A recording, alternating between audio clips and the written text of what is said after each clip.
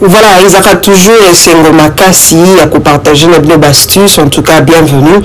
Donc Coloris Claude 84, ils sont les simples, ils sont les au cours de la composition, sur les amoutoumindes, pour la haute là. Bah produit le coco au sale là, mélange coco mélangé parce que ça a besoin moi changement, moi énergie, moi sika, hein, et il y a un poissonayo. Alors mélange les pour nzoto mobimba. Les akatéke pour na elongi. En tout cas, et pour nzoto mobimba. Merci babino ici quand nous allons. Merci surtout na abonné na biso ou bazaka déjà na biso et ceux qui peut balai biso beaucoup na biso. En tout cas, grand merci. C'est toujours un grand plaisir. Il y a koyeba kibuzana. En tout cas, merci beaucoup. Nous c'est la composition. C'est pas facile, hein. Mais faut s'adapter pour routine. On sait là, ils ont démonté la routine, on sait là un peu quoi. Il faut toujours tenir compte de ça. Pour les avoir au monde et possible bien, ça l'organisme et c'est là biloko est belé.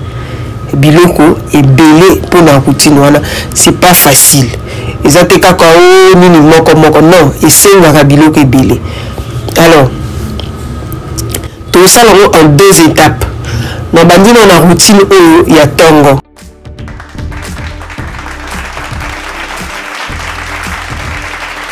La routine à tango, aux gel gel douche na ou ça mina olive. En tout cas, au sokona ka na gel douche na wana tango nyonso. Au sokona gel douche na ou en tout cas, ils a bien pépé se rappeler pour solo kitoko, il y a d'autres déjà. Au sokona gel douche na ou ko zo lotion na ou il y a 10 ça, ça il y a vitamine C, il y a des bando pas cola 2-3 gouttes c'est suffisant. On pas coller chaque jour. Na elongi. En tout cas, aujourd'hui, au pas qu'on lit lotion et qu'on aide aux calme, voilà, toute la journée. Surtout dans les longueurs. Ah oui, ça là, au pas qu'on lotion. En tout cas, ça là, mouvement circulaire, mais longi, tina kingo, tina simamatoi. Et permettre à ce que tant d'ailleurs, ils ont uniforme. Il y a déjà les longueurs, des boutons, et ils ont des taches noires, ils ont des points noirs, ils ont des graisse, et permettre à ce que les longueurs, pépo, ou ça, la lotion.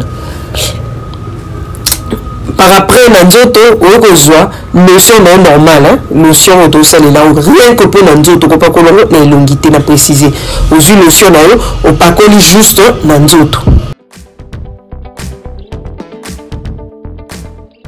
Le soir, oui, bien que routine les accueillis, n'a épargné dans ma camouflage, mais le soir, on reçoit savon noir. On dit savon noir, le savon noir, ils ont mis dans le belé. Aujourd'hui, savon noir là, au sali mousse au mouillé elongi na yo ozu savon noir na yo au sali mousse na maboko ozu o appliquer o tiki ya vanda pendant 10 minutes et kauka tiki ya vanda pendant 10 minutes et kauki on appliquer il faut que toujours tina kingo c'est très important après on kozwa eau tiède au nettoyer elongi. Après, ok, qu'on se colle na maya malili normalement, ou se colle nzoto mobimba. Et on se colle nzoto mobimba, ou aux huiles sérum au blanchissant et ça mis na paille. 2 gouttes c'est suffisant. Aux huiles au pacoli sérum dans les longues.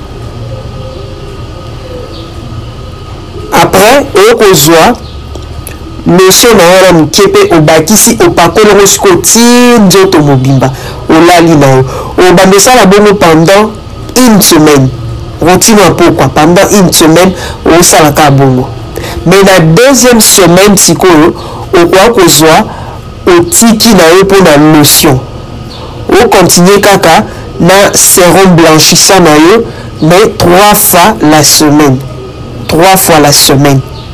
la Bible bien la deuxième semaine, on va dire c'est la mais 3 fois la semaine. Au fur et à mesure, on va continuer, au fur et à mesure, on va notika. Donc, on commence à notika 2 fois la semaine. Semaine, on va notika une seule fois le soir. Une seule fois. Mais ça va nous et ezala na sérum non blanchissant. Et tika le soir. Lotion est éclaircissante au koki ko pakola na moi te po tambola nango po ekobebisa elongi na yo. Lotion éclaircissante ezaka bien te po tambola nango na moi. surtout pour les longues. Dans d'autres ça va, mais les longues et que baby ça et longues donc il faut modérer.